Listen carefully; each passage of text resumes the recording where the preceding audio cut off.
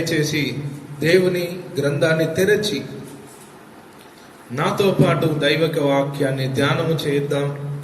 దేవుడు మనతో ఏమి మాట్లాడబోతున్నాడో ఆ మాటలను మనము స్వీకరించుదాం.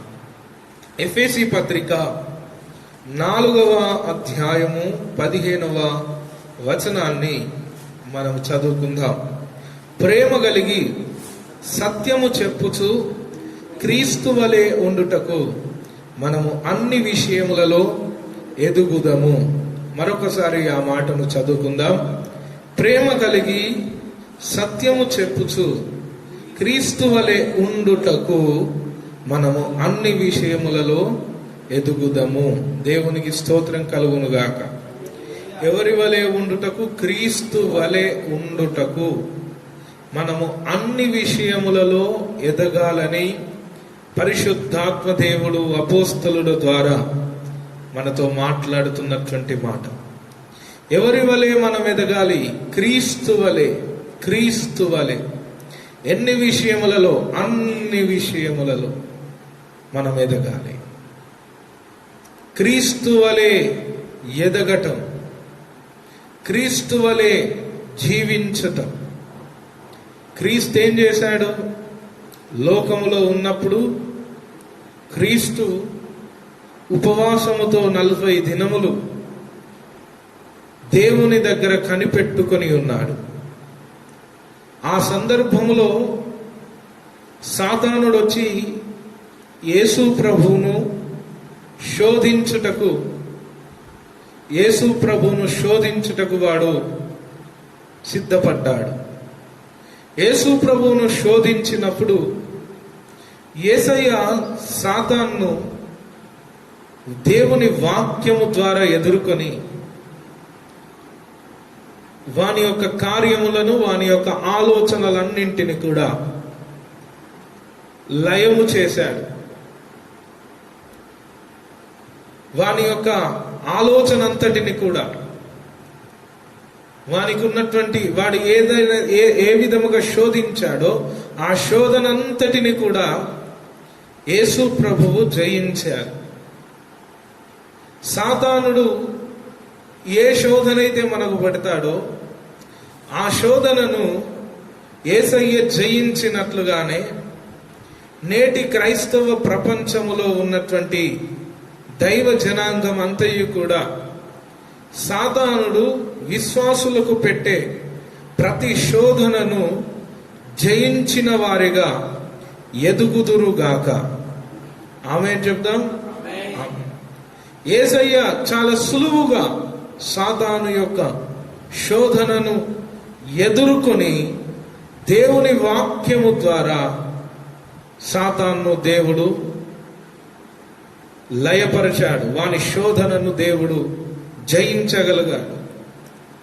ఈరోజు ప్రియులారా, దేవుని సంఘ విశ్వాసులు సాతానుడు పెడుతున్నటువంటి ప్రతి శోధనను ఎదుర్కొని చక్కగా దాన్ని జయించుటకు సిద్ధపడాలి, ఎదగాలి. ఈ భయంకరమైనటువంటి పరిస్థితుల మధ్యలో కొంతమందికి ఆత్మీయ జీవితములో కొంత బలహీనత ఏర్పడుతూ ఉంటుంది. కారణం ఏమనగా, సమాజముగా కూడి మనము సహవాసము చేయలేనటువంటి పరిస్థితి ఎదురైంది గనుక, సహవాసమందు మనము నిలిచి లేము గనుక ఆత్మీయ జీవితములో స్థిరత్వమును కోల్పోయే పరిస్థితి, ప్రమాదం ఈ దినములలో ఉన్నది. అన్ని దినములలో కూడా ఉంటుంది. సహవాసం నుండి ఎప్పుడైతే మనము తొలగిపోతామో అప్పుడు మన ఫలింపు ఆగిపోతుంది, మన స్థిరత్వం ఆగిపోతుంది. ప్రియులారా, మీరు నా యందు నిలిచి ఉంటేనే గాని నాకు వేరుగా ఉండి మీరు ఏమీ చేయలేరు అని దేవుడు తెలియజేసినట్టు, ఈరోజు మనము మరి శోధన కాలములో, సహవాస కూటాలు లేనటువంటి కాలములో, మిక్కిలిగా దేవుని వాక్యము వినబడని కాలములో మనం ఉన్నాము గనుక మన విశ్వాస జీవితాలకు కొంత బలహీనత అనేది ఏర్పడుతుంది. సాతానుడు మనకు తన శోధనలను పెట్టి దైవికమైనటువంటి సంకల్పములో నుండి లాగుటకు ప్రయత్నము చేస్తూ ఉంటాడు. ప్రియులారా, ఇటువంటి సందర్భంలో ఉన్నటువంటి మనము సాతాన్ని ఎదురించగలగాలి.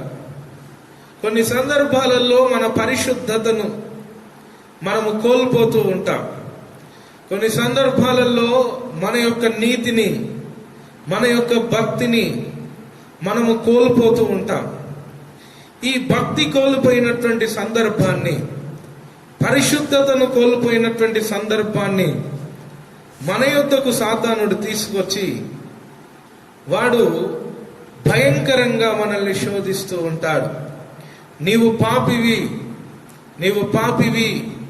నీవిక ప్రార్థన చేయుటకు ఎంత మాత్రము వీలు లేదు, దేవుడు ఇక నీ మొరను వినడు, నీవు ఏదేను అనబడినటువంటి ఆత్మీయ జీవితములో నుంచి ఇక బయటికి వెళ్ళవలసిన వాడివే అని తన అనేక విధములైనటువంటి అస్త్రాలను ప్రయోగిస్తూ విశ్వాసులను కలవర పెడుతూ ఉంటాడు. అయ్యో, నేను నా పరిశుద్ధ జీవితాన్ని పోగొట్టుకున్నాను, అయ్యో నేను దైవ చిత్తాన్ని పోగొట్టుకున్నాను, దేవుని చిత్తములో నుండి నేను బయటికి వెళ్ళిపోయానేమో అని కొందరు భయపడుతుంటారు.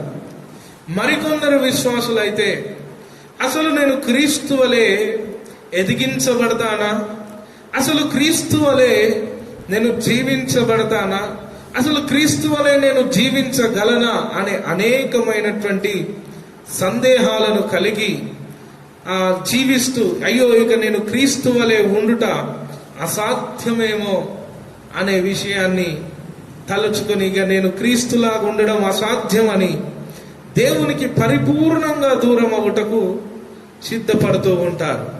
దేవుని సంకల్పములో నుండి, దేవుని యొక్క ఉద్దేశములో నుండి దూరం అవుటకు సిద్ధపడుతూ ఉంటారు. అలా దూరం అవుట కొరకు సాతానుడు వారిని నిరంతరము ప్రేరేపిస్తూ ఉంటారు.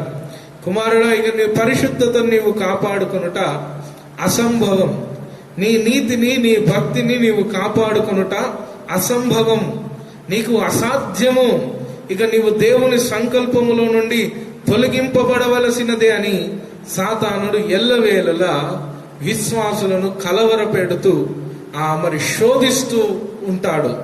అయితే ప్రియులారా, మనము యేసు వలె మనము జీవించుట నిజానికి అసాధ్యమే. యేసు వలె మనము శోధనలను జయించుట అసాధ్యమే. యేసు వలె పరిశుద్ధులుగా నివసించుట అసాధ్యమే. ఎందుకంటే యేసులో ఏ పాపము లేదు. ఆయన అంటాడు, నాలో పాపం ఉన్నదని ఎవడైనాను నిరూపించగలడా, ఎవడైనాను చెప్పగలడా అని ఆయన ప్రశ్న వేసినటువంటి జీవితం. ఆయన జీవితం బహు పరిశుద్ధమైనటువంటి జీవితం. ఆయన జీవితం ప్రశస్తమైనటువంటి జీవితం. ఆయన జీవితం మహిమ కలిగినటువంటి జీవితం. ఆయనలాగా నిజముగా మనం ఉండటం అసాధ్యమే. అవును, అసాధ్యమే. మరి ఎప్పుడు సాధ్యం అవుతుంది? ఆయనలాగా పరిశుద్ధులుగా జీవించుట మన జీవితంలో ఎప్పుడు సాధ్యం అవుతుంది? సాతానుడు అంటాడు, అయ్యో నీవు అసాధ్యము నాన్న, నీవు ఇలా ఉండుట అసాధ్యమే, నీవు క్రీస్తు వలె ఉండలేవు, క్రీస్తు వలె జీవించుట నీకు సాధ్యము కాదని నిన్ను దైవికమైనటువంటి సంకల్పములో నుండి తరిమి కొడుతూ తన మాటల చేత, తన అబద్ధమైనటువంటి మాటల చేత ప్రలోభములకు గురి చేస్తూ కలవర పెడుతూ ఉంటాడు. ప్రియులారా, ఈ సందర్భం అందరి ఆత్మీయ జీవితములలో ఎదుర్కొన్నటువంటి సందర్భమే. అందరూ తమ తమ ఆత్మీయ జీవితాలలో ఇటు సందర్భాన్ని ఎదుర్కొంటూనే ఉంటారు. అయితే ఒక విషయాన్ని మనము గమనించాలి. మనము కూడా కలలో కూడా అనుకోకూడదు. ఏమని అనుకోకూడదు? అయ్యో ఇక నాకు ఉజ్జీవము, నాలో ఉజ్జీవం ఉంటుందా, ఇక నేను ఆత్మను పొందుకోగలుగుతానా, ఇక నేను ఉజ్జీవింపబడతానా, ఇక నేను పరిశుద్ధునిగా మార్చబడతానా? ఇక నేను దైవికమైనటువంటి సంకల్పంలో నివసించగలుగుతానా? దేవుని చిత్తాన్ని నెరవేర్చుటకు నిజముగా నాలో శక్తి ఉన్నదా? నేను మండించబడతానా? ఆది అపోస్తలులు ఏ విధముగా మండించబడ్డారో, ఆది అపోస్తలులు ఏ విధముగా ఉజ్జీవింపబడ్డారో, ఆది అపోస్తలులు ఏ విధముగా దేవుని పాత్రలుగా వాడబడ్డారో, నేను అటువంటి ఘనమైనటువంటి పాత్రలుగా వాడబడతానా? దేవునికి అనుకూలముగా నేను నడవగలుగుతానా? దేవుని ఆజ్ఞలను క్రమముగా పాటిస్తూ అసలు నేను జీవించగలుగుతానా అనే ప్రశ్నలు సాతానుడు మనలో పెట్టి మనల్ని కలవరపరుస్తూ ఉంటాడు. ఎందుకంటే వాడు అబద్ధికుడును అబద్ధమునకు జనకుడునై ఉన్నాడు అని దేవుని లేఖనం మనకు తెలియజేస్తున్నటువంటి విషయం మనందరికీ తెలిసిందే. వాడు రకరకములైనటువంటి అబద్ధములు ఆడుతూ ఏదేనులో నుంచి మహిమ కలిగినటువంటి ఆ యొక్క సన్నిధిలో నుండి ఎప్పుడు నిన్ను బయటికి తరమాలా అని నిరంతరం ఎదురు చూస్తూ ఉంటాడు. వాడు గర్జించు సింహము వలె అని మనకు దేవుని లేఖనము తెలియజేసినట్లు వాడు నిరంతరం మనము ఎప్పుడు పడతామా పడతామా పడతామా పడతామా అని చూస్తూ ఉంటాడు. కానీ ప్రియులారా, ఇక్కడ ఒక విషయాన్ని మనము గమనించాలి. నిజంగా క్రీస్తు వలె జీవించుట మనకు అసాధ్యమే. క్రీస్తు అంతటి పరిశుద్ధంగా మనము జీవించుట మనకు అసాధ్యమే. అయితే ఎప్పుడు సాధ్యపడుతుంది? క్రీస్తు అంతటి పరిపూర్ణతను మనం ఎప్పుడు తెచ్చుకోగలుగుతాం?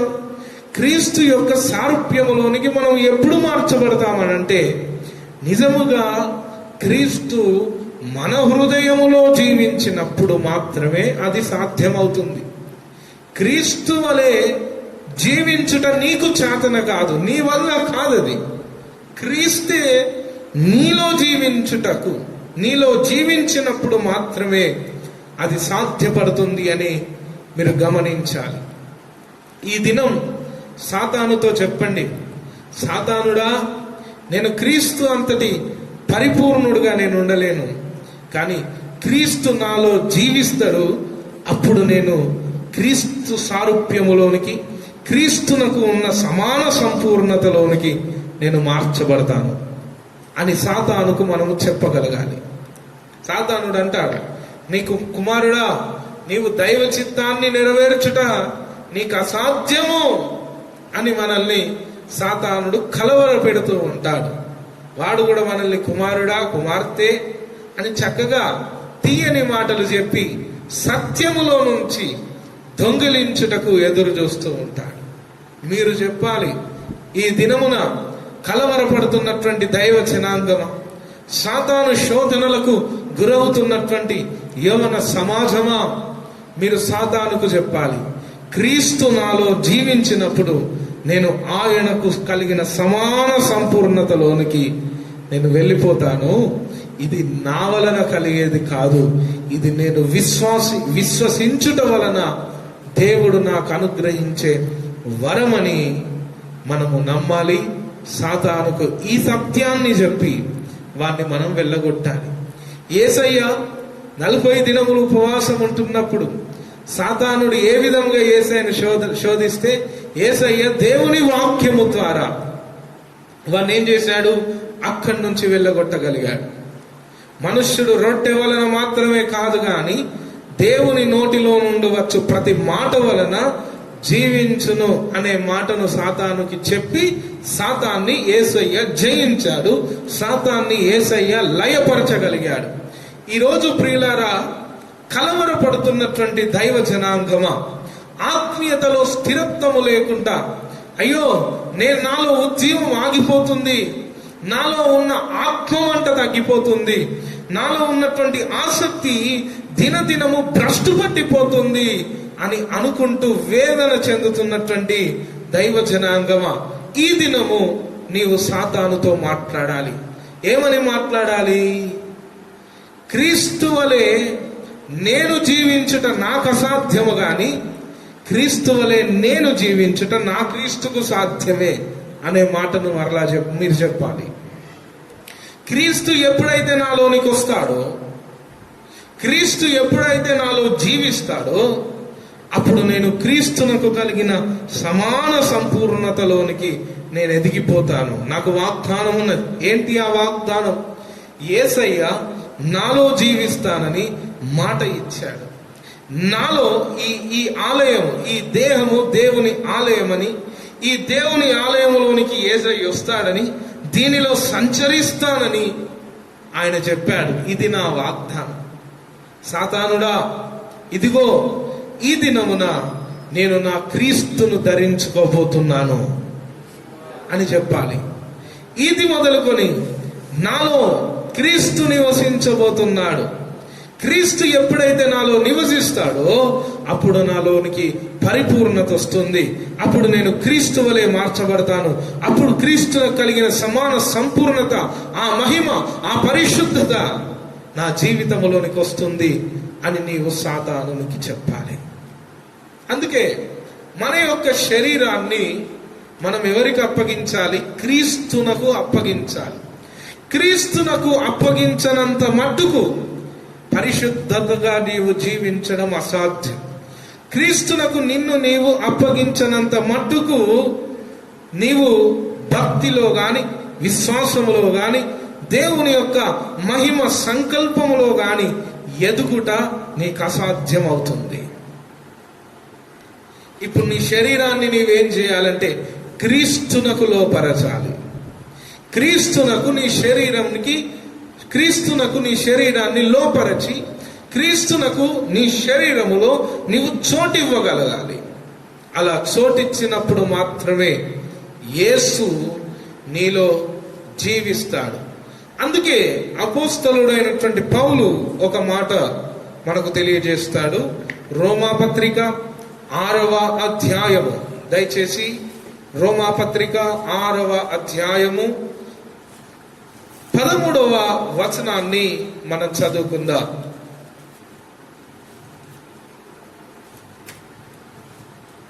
అందరు కూడా బైబిల్ తీయండి. రోమాపత్రిక 6వ అధ్యాయము 13వ వచనాన్ని. మరియు మీ అవయవములను దుర్నీతి సాధనములుగా పాపమునకు అప్పగింపకుడి, అయితే మృతులలో నుండి సజీవులమనుకొని మిమ్మును మీరే దేవునికి అప్పగించుకొనుడి.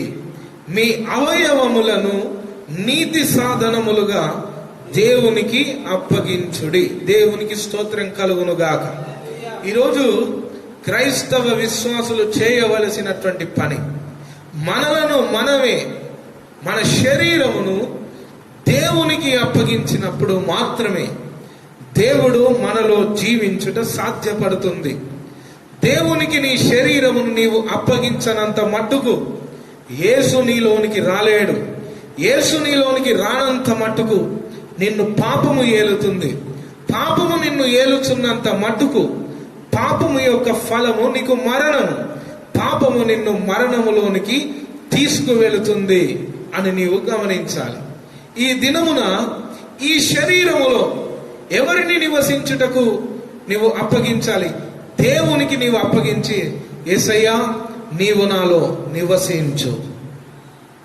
చాలా మందికి ఉన్నటువంటి ప్రశ్న, అన్నా నేను నా జీవితంలో ఉజ్జీవము నా బ్రతుకులో లేదన్నా, ఆత్మవరములతో నేను జీవించలేకపోతున్నాను, ఆత్మ ఫలము నాలో లేదు, నా బ్రతుకులో ఎంత మాత్రము ఉన్నతమైనటువంటి ఆత్మీయ జీవితము లేకుండా పోతుంది.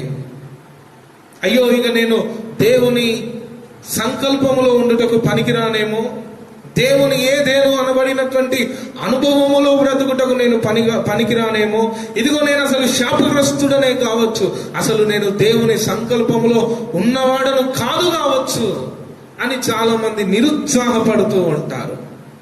వారితో ఈ దినము పరిశుద్ధాత్మ దేవుడు సూటిగా మాట్లాడుతున్నటువంటి మాట, ఇదిగో నేను దైవ సంకల్పానికి, దైవ చిత్తమును చేయుటకు ఇక పనికిరానేమో, నా వల్ల కాదేమో అనుకుంటారు. దేవుడు కూడా నీ వల్ల ఎందుకు అవుతుందిరా, నీ వల్ల కాదు, నీ వల్ల కాదు నానా, అయ్యా నీ వల్ల కాదు.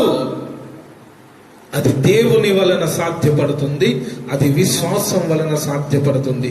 ఎప్పుడైతే ఈ పాపమునకు లోనైనటువంటి ఈ శరీరమును నీవు క్రీస్తునకు, దేవునికి అప్పగించుకుంటావో, అప్పటి నుంచి దేవుని ఆత్మ నీలో నివసిస్తూ ఉంటాడు.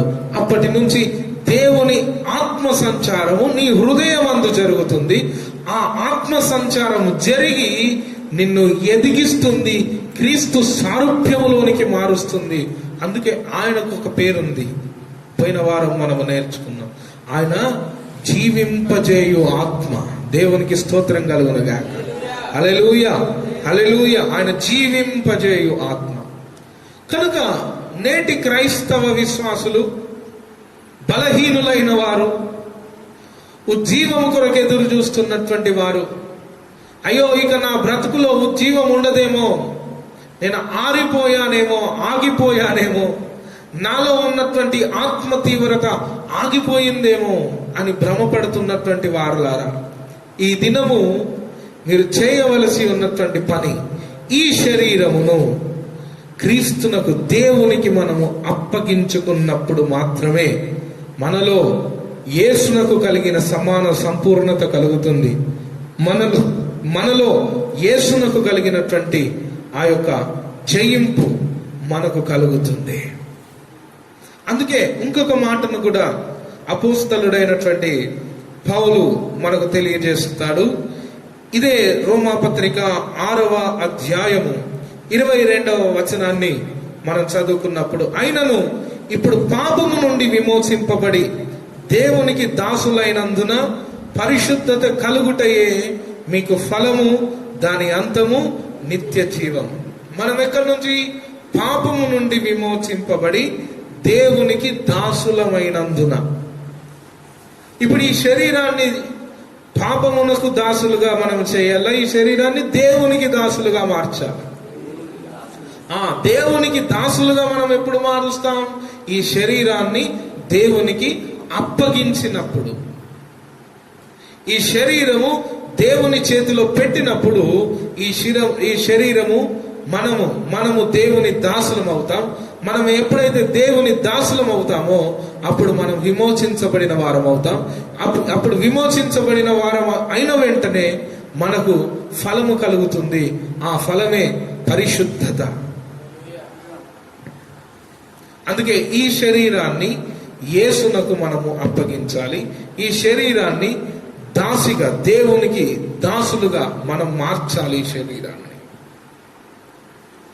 ఈరోజు దేవుని జనాంగమా, దైవ జనాంగమా, నీ శరీరాన్ని దేవునికి అప్పగించుటకు నీవు సిద్ధపడు.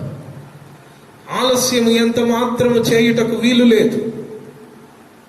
ఇదే సమయం. నీ శరీరాన్ని ప్రభువుకి నీవు అప్పగించిన వెంటనే ఆత్మ నీలోకి వస్తుంది. ఆ ఆత్మ నీలో నివసించుటకు ఇష్టపడుతుంది.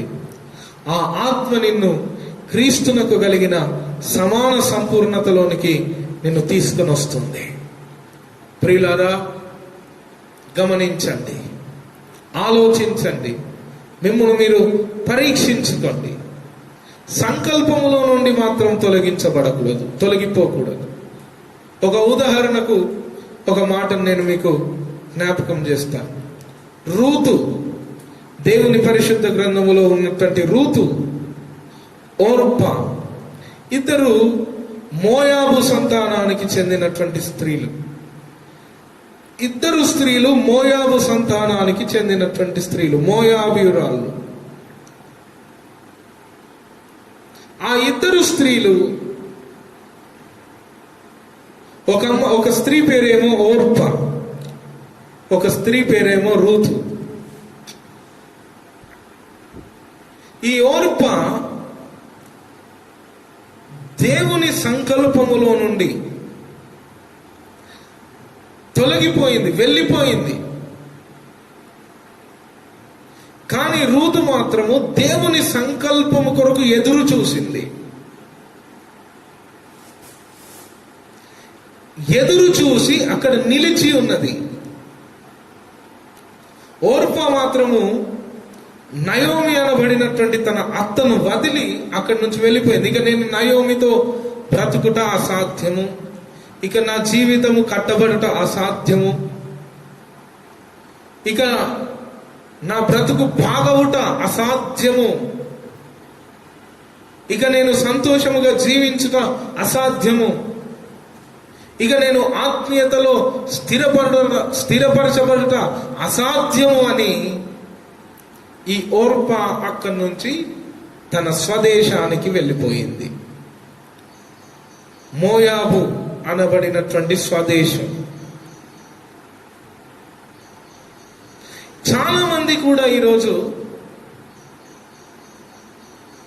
జన్మము వలన పాపం మనలో ఉంటుంది, మనం పాపులము, మనలో ఆదాము స్వభావం ఉన్నది.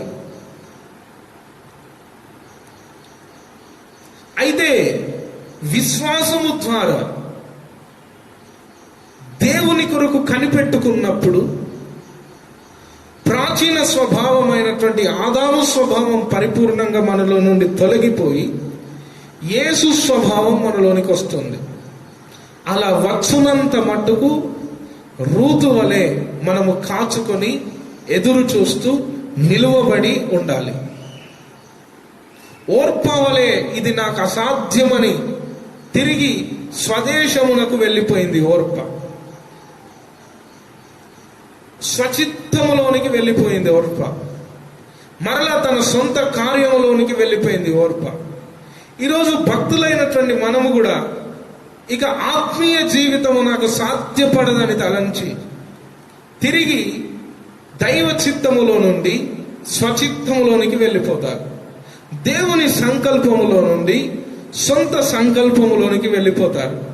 దేవుని ఆలోచనలలో నుండి సొంత ఆలోచనలోనికి వెనుదిరుగుతారు. వీరందరూ ఓర్పాకు సంబంధించిన వారు, ఓర్పా వంటి వారు. ఓర్పా తిరిగి వెళ్ళిపోయింది. దేవుడు కూడా చెప్పాడు, ఎవడైతే నాగటి మీద చేయి వేసి వెనుకకు తిరుగువాడు నాకు పాత్రుడు కాదు. ఈరోజు ఆత్మీయతలో స్థిరంగా ఉండడం, అభిషేకం పొందుకోవడం నాకు సాధ్యపడదని వదిలి నువ్వు మరలా లోకములోనికి వెళ్ళిపోవడం, లోకపు ఆలోచనలోనికి వెళ్ళిపోవడం, లోకపు తలంపుల్లోనికి వెళ్ళిపోవడం, లోకము యొక్క సంకల్పంలోనికి నువ్వు వెళ్ళిపోవడం తప్పు. అది ఓర్పా వంటి జీవితం.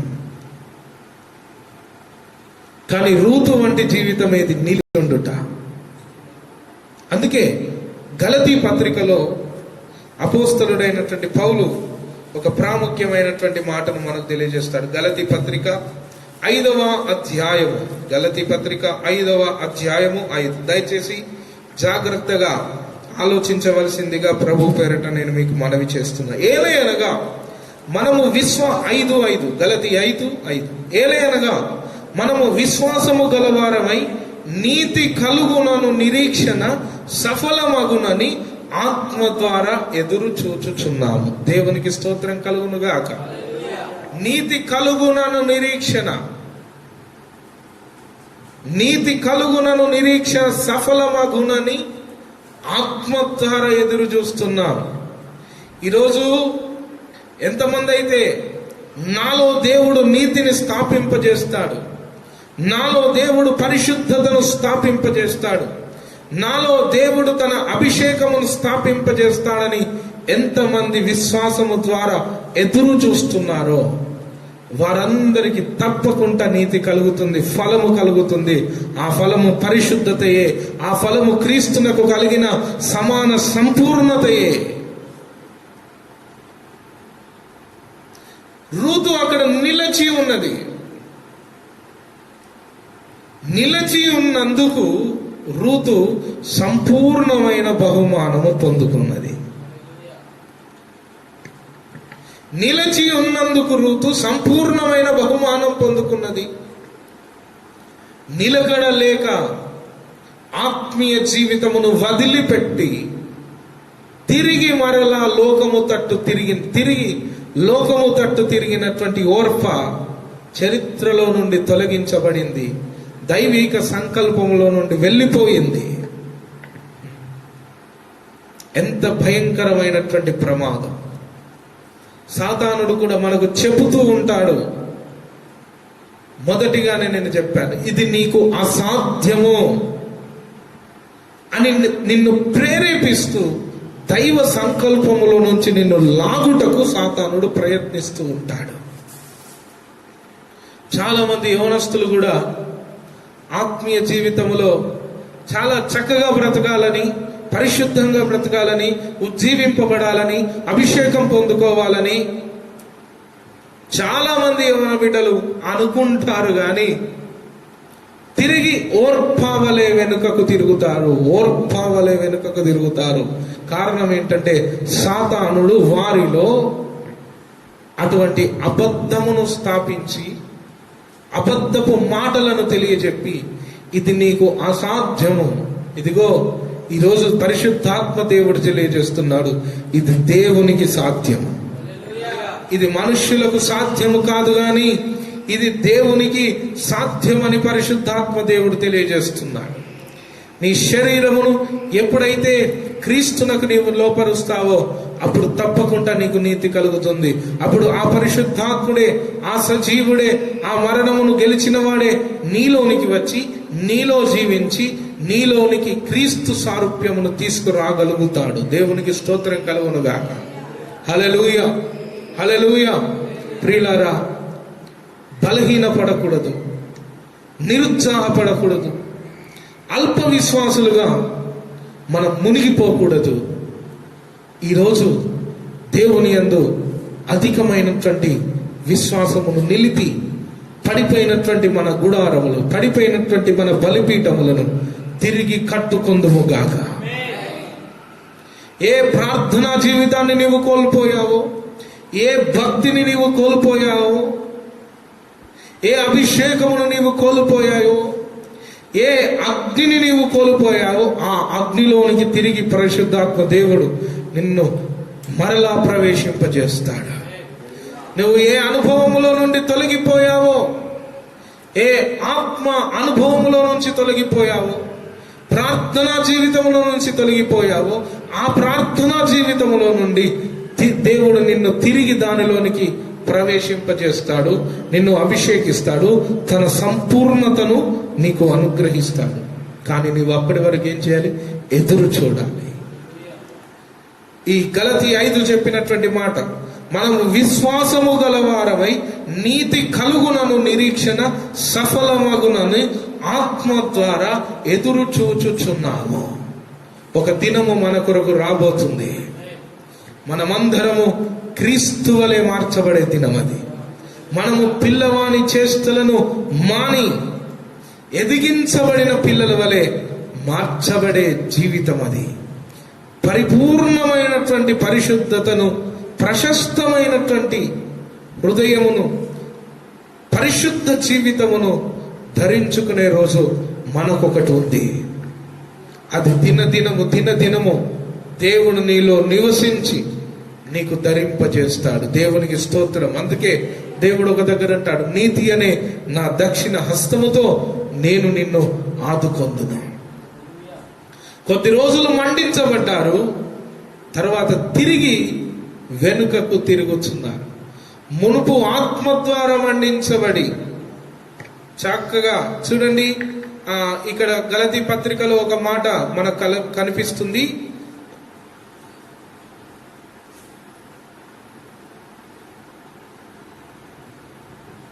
చూడండి, ఆ 9వ వచనములో చూడండి, గలతీ 4:9 మనం చూసినట్లయితే కనిపిస్తుంది. ఇప్పుడు మీరు దేవునిని ఎరిగిన వారును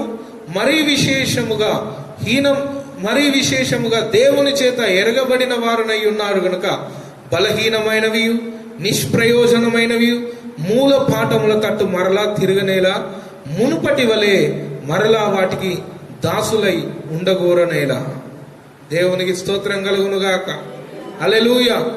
మునుపటి వలె మరలా లోకములోనికి మీరు వెళ్ళుట ఎలా? వెళ్ళకూడదు. లోకములోనికి నీవు వెళ్ళుట తగదు. ఇప్పుడు మీరు దేవుణ్ణి తెలుసుకున్నారు. ఆ దేవుడు నిన్ను సంపూర్ణునిగా చేయుట కొరకే ఎదురు చూస్తున్నాడు, పరితపిస్తున్నాడు, పోరాడుతున్నాడు. దేవునికి స్తోత్రం కలుగును గాక. మన బలహీనతలన్నింటినీ బలముగా మార్చుట కొరకు యేసయ్య ఆశిస్తున్నాడు. బలముగా మార్చుట కొరకే ఆయన మృతి పొంది తిరిగి లేచాడు. తన జీవమును మనలో ప్రవేశపెట్టుట కొరకే ఆయన సమాధిని జయించాడు. ప్రియులారా, నేటి క్రైస్తవ సంఘమా గమనించండి. రూతు వలె మనము నిలిచి ఉన్నప్పుడు పరిశుద్ధతను సంపాదించుకుంటాం. క్రీస్తునకు కలిగిన సమాన సంపూర్ణతను మనము సంపాదించుకుంటాం. ఒక సందర్భంలో యోనా దేవుని దాసుడు, దేవుని సేవకుడు, దేవుని ప్రవక్త.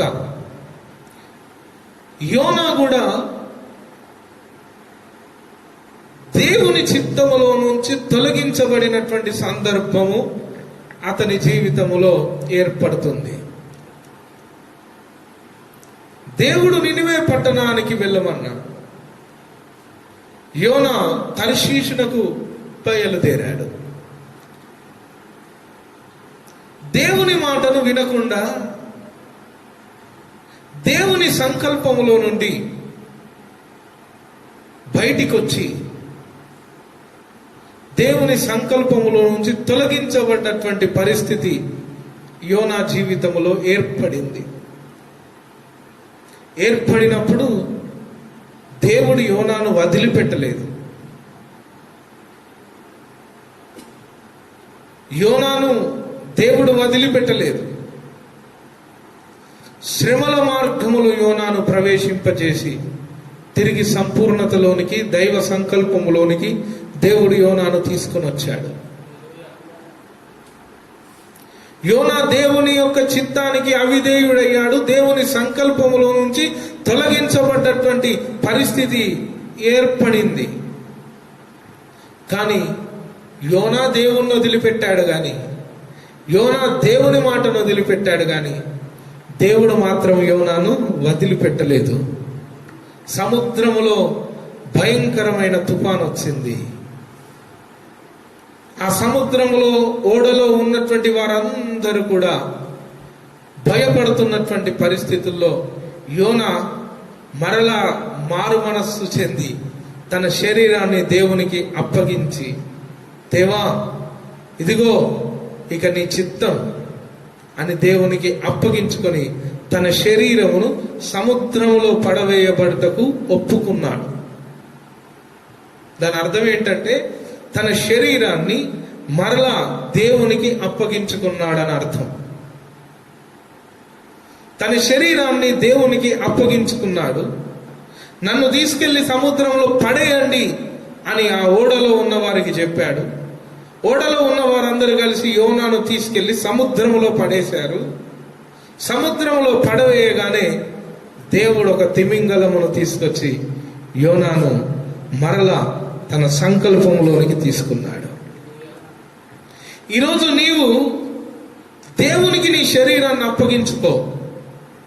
అప్పగించుకున్నప్పుడు నిన్ను దేవుడు ఘనమైన పాత్రగా, వాడబడే పాత్రగా, మహిమ కలిగిన పాత్రగా, ఉన్నతమైనటువంటి ఆత్మీయ జీవితము కలిగిన వ్యక్తిగా నిన్ను మార్చుటకు ఆయన సమర్థుడు. అంతేగాని విశ్వాసమును వదిలిపెట్టి సంకల్పములో నుండి ఓర్పావలే బయటికి వెళ్ళిపోకు. రూతు నిలబడింది, విశ్వాసముతో నిలబడింది. రూతుకు సంపూర్ణమైనటువంటి బహుమానము దొరికింది. ఈరోజు విశ్వాసముతో నీవు నిలబడు. విశ్వాసముతో నీవు నిలబడు. నీకు నీతి అనే ఫలము లభిస్తుంది, పరిశుద్ధత అనే ఫలము లభిస్తుంది. క్రీస్తును కలిగిన సమాన సంపూర్ణత అనే ఫలమును నువ్వు అనుభవించగలుగుతావు. నిలచి ఉన్నప్పుడు, అప్పగించుకొని ఉన్నప్పుడు. వెళ్ళిపోకండి, పారిపోకండి. ఓర్ప పారిపోయింది. యోనానేమో దేవునికి అప్పగించుకున్నాడు. అప్పగించుకున్నప్పుడు దేవుడు యోనాను తిమింగలము ద్వారానైనా కాపాడి, యోనాకు చేత కాదు మరలా తిరిగి దేవుని సంకల్పం అనబడిన ఆ నినివే పట్టణమునకు వెళ్ళుట యోనాకు చేతగానటువంటి పరిస్థితుల్లో తిమింగలమును తీసుకొచ్చి దేవుడు తీసుకెళ్లి ఆ నినివే పట్టణపు ఒడ్డున పడేశాడు. ఈరోజు ఆ తిమింగలము నజరేయుడైన యేసు ఆత్మ, దేవునికి స్తోత్రం, ఆయన నిన్ను జీవింపజేస్తాడు. నీవు అప్పగించుకున్నప్పుడు దేవుడు నిన్ను పరిపూర్ణంగా తీసుకెళ్లి తన చిత్తములో నిన్ను స్థాపించి, తన సంకల్పంలో నిన్ను స్థాపించి, తన సేవకునిగా తన యొక్క చిత్తములో ఉన్నవానిగా నిన్ను వాడుకుంటాడు దేవుడు. ప్రియులారా, గమనించండి, ఆత్మీయ జీవితంలో ఎవ్వరు వెనుకకు వెళ్ళిపోకూడదు. సహవాసము లేనప్పుడు సాతానుడు భయంకరమైనటువంటి విషయాలను నీ ఎదుటికి తీసుకొచ్చి, నీ వల్ల కాదు, దేవుడు లేడేమో అనే కొందరు వెలిగించబడి తరలా ఆరిపోయినటువంటి విశ్వాసులు బైబిల్లో చాలా మంది ఉన్నారు. అటువంటి వారి వలె నీవు కాకూడదని పరిశుద్ధాత్మ దేవుడు మరొక్కసారి నీతో మాట్లాడుతున్నాడు. మునుపు వెలిగించబడ్డారు, తర్వాత మరలా ఆరిపోయారు. ఆరిపోకూడదనే దేవుడు నీతో మాట్లాడుతున్నాడు. యోనా వెలిగించబడ్డాడు. దేవుని స్వరం వినే ఆ దేవుని స్వరానికి లోబడే మనస్సు కలిగిన యోనా ఒక సందర్భం ఎదురుగానే దేవుని స్వరానికి అవిధేయుడయ్యాడు. మరలా దేవునికి తనను తాను అప్పగించుకున్నప్పుడు సాధ్యపడని సంగతిని కూడా దేవుడు సాధ్యపరచగలిగాడు. దేవునికి స్తోత్రం కలుగునుగాక. హల్లెలూయా, హల్లెలూయా. ఇర్మియా ప్రవక్తతో దేవుడు ఒక మాటను తెలియజేస్తాడు. ఇర్మియా గ్రంథము 18వ అధ్యాయం, దయచేసి ఇర్మియా గ్రంథము 18వ అధ్యాయము ఆ మాటను మనము ధ్యానము చేద్దాం. ఇర్మియా గ్రంథం 18వ అధ్యాయము చూడండి. ఇక్కడ ఒక మాట మొదటి నుంచి చదువుకుందాం. యెహోవా యొద్ద నుండి ఇర్మియాకు ప్రత్యక్షమైన వాక్కు, నీవు లేచి కుమ్మరి ఇంటికి పొమ్ము, అక్కడ నా మాటలు నీకు తెలియజేతును. నేను కుమ్మరి ఇంటికి వెళ్ళగా వాడు తన సారె మీద పని చేయుచుండెను.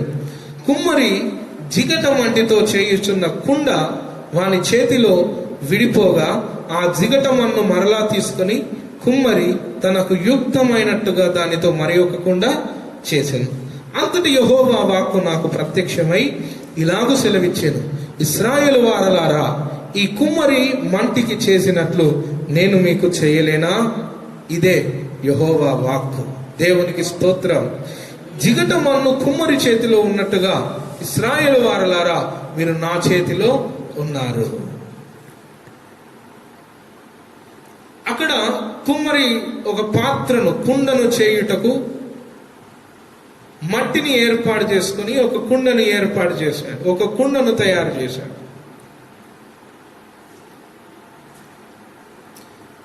ఆ మట్టి కుమ్మరి చేతిలో నుండి మరల పక్కన పడిపోయింది. అక్కడ అంటాడు, సారె మీద పని చేయుచుండెను.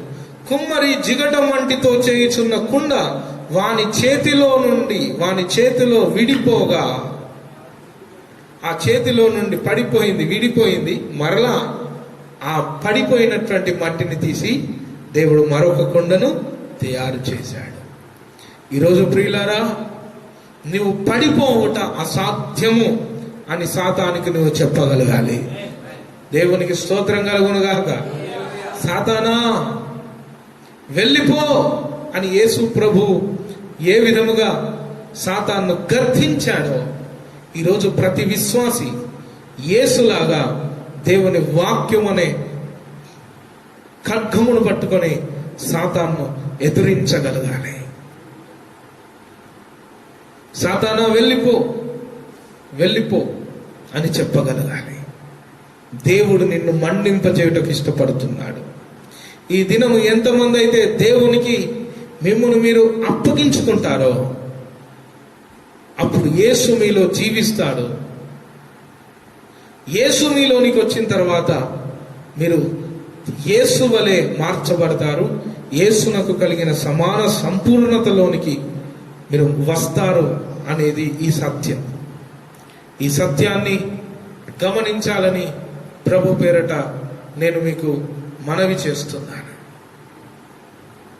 కుమ్మరి తన చేతిలో ఉన్న మట్టి విడిపోయినప్పుడు విడిపోయిన మట్టితో మరొక కుండను చేసినట్టు దేవుడు నిన్ను వాడుకుంటాడు. దైవ చిత్తములో నుండి తొలగిపోయినటువంటి యోనాను తిమింగలము ద్వారా దేవుడు కాపాడి తన సంకల్పములోనికి తీసుకున్నాడు. ప్రియులారా, దేవుని చిత్తములో నుండి ఈ దినం నీవు వెళ్ళిపోతే ఈ దినమే దేవునికి అప్పగించుకో. నీలో తన ఆత్మను పెట్టి తన సంకల్పములో దేవుడు నిన్ను జీవింపజేయుటకు ఆయన సమర్థుడు అని నీవు విశ్వసించుదువుగాక. ఆమేన్. దేవుడు సాతానుడు పెట్టే ప్రతి శోధనలో నుండి సంఘస్థులు సాతాన్ని జయించుదురుగాక. జయించే సామర్థ్యమును దేవుడు అనుగ్రహించునుగాక. మన పడిపోయినటువంటి ఆత్మీయ జీవితాన్ని తిరిగి మనము కట్టుకుందుముగాక. కోల్పోయినటువంటి ఆ మహిమను తిరిగి మనము కట్టుకుందుముగాక. ఆమేన్, ఆమేన్. ప్రియులారా, గమనించండి, ఈ దినమే నీవు సిద్ధపడి నీ యొక్క బ్రతుకును దేవునికి నీవు ఎప్పుడైతే అప్పగించుకుంటావో అప్పుడు క్రీస్తు వలె నువ్వు బ్రతుకుటకు దేవుడు జీవింపజేస్తాడు. క్రీస్తు వలె నిన్ను జీవింపజేస్తాడు. రూతునకు సంపూర్ణమైనటువంటి బహుమానము లభించింది. నీవు కూడా దేవుని దగ్గర ఎదురు చూస్తూ ఉండు. దేవుడు నిన్ను పరిపూర్ణుడిగా ఒక దినం మారుస్తాడు. దేవునికి స్తోత్రం కలుగునుగాక. ఈ వాక్యాన్ని దేవుడు మన వినికిల్లో ఫలింపచేయునుగాక. ఆమేన్. అందరం మోకరించి ప్రార్థన చేసుకుందాం. హల్లెలూయా, హల్లెలూయా, హల్లెలూయా. దేవానికి స్తోత్రం, స్తోత్రం, స్తోత్రం, స్తోత్రం, స్తోత్రం. తండ్రి, నిన్ను చూడాలని, తండ్రి చిత్తం చేయాలని నా ఆశయా. నాలో తండ్రి చిత్తము చేయుటకు పంపబడిన వాడా ఇప్పుడే దిగిరమయ్యా. నాలో తండ్రి చిత్తము చేయుటకు పంపబడిన వాడా ఇప్పుడే దిగిరమయ్యా. నాలో నీవు, నీలో నేను, నాలో నీవు, నీలో నేను, మనం కలిసి ఉందామయ్యా, మనం కలిసి ఉందామయ్యా. తండ్రి, నిన్ను చూడాలని, తండ్రి చిత్తం చేయాలని నా ఆశయా. ఎంతమంది అయితే బలహీనపరచబడుతున్నారు, ఎంతమంది నిరుత్సాహపడుతున్నారు, వారందరూ ఈ దినం ఒక రోషము తెచ్చుకోండి. మన దేవుడు మన చేయిని వదిలిపెట్టువాడు కాదు. పంపబడిన వాడా ఇప్పుడే దిగిరమయ్యా. నాలో తండ్రి చిత్తం చేయుట పంపబడిన వాడా ఇప్పుడే దిగిరమయ్యా.